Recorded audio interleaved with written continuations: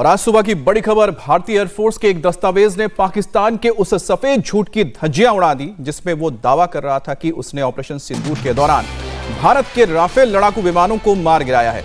Indian air force की तरफ से एक टेंडर जारी किया गया जिसमें भारत और फ्रांस के बीच हुए समझौते के तहत खरीदे गए सभी 36 रफाल फाइटर जेट के रखरखाव, टेक्निकल सपोर्ट और उड़ानों के लॉजिस्टिक्स सपोर्ट के लिए पैकेज तैयार किया गया है। इंडियन एयरफोर्स ने फ्रांस की कंपनी सैफ्रॉन एयरक्राफ्ट इंजन्स को जारी किए गए एक नए रिक्वेस्ट पर प्रपोजल में सभी 36 राफेल विमानों के रखरखाव और टेक्निकल ब्रिज सपोर्ट पैकेज की मांग की है। इसका मतलब साफ है कि भारत के सभी 36 के 36 रफाल सुरक्षित हैं और पाकिस्तान के दावों की हवा निकाल दी गई है।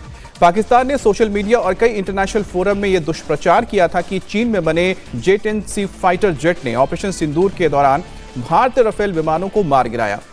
अब एयरफोर्स के इस नए दस्तावेज ने पाकिस्तान की इस मनगढ़ंत कहानी की पोल खोलकर रख दी है। 15 जून 2026 को एयरफोर्स हेडक्वार्टर के डायरेक्टर ऑफ इंजीनियरिंग रफाल ने फ्रांस की कंपनी सैफ्रॉन एयरक्राफ्ट इंजन्स को एक ब्रिज सपोर्ट प्रस्ताव भेजा है। ये एक तरह का सपोर्ट टेंडर है। इस दस्तावेज में साफ किया गया है कि भारतीय वायुसेना 2016 के भारत फ्रांस सरकारी समझौते के तहत खरीदे गए सभी 36 राफेल विमानों का संचालन कर रही है और सितंबर 2026 के बाद भी इनके रखरखाव और तकनीकी सहायता की जरूरत पड़ेगी। इसी काम के लिए इंडियन एयरफोर्स ने यह टेंडर जारी किया है।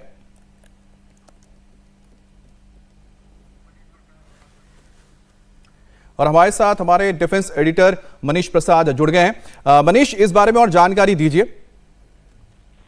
देखिए, हम इनिशियल जानकारी के मुताबिक जो आरएफपी इशू हुई थी जून 15 को, उसमें रिक्वेस्ट फॉर प्रोसीजर के तौर पर ये कहा गया कि जो मेंटेनेंस के लिए जो पूरा ब्रिजिंग गैप है उसको फिल करने के लिए भारतीय वायुसेना को रफाल फाइटर एयरक्राफ्ट के लिए 36 जो है संख्या में, उनके लिए उन्होंने गाइडलाइंस निकाली और साथ में आरएफपी इशू की।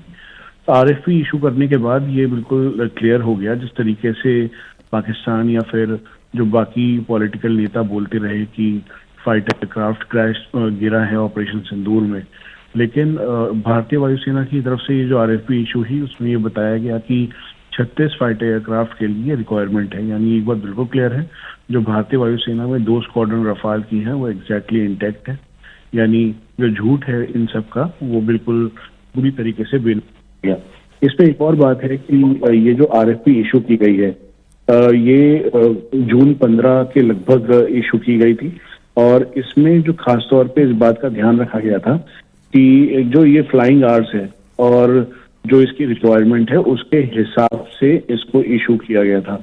आप साधारण शब्दों में अगर आप समझें तो ये जो इसकी मेंटेनेंस, रफाल की मेंटेनेंस, उसके अलावा पूरी तैयारी जिसमें इसके जो पूरी रिक्वायरमेंट है वो सब इसमें देखी गई थी।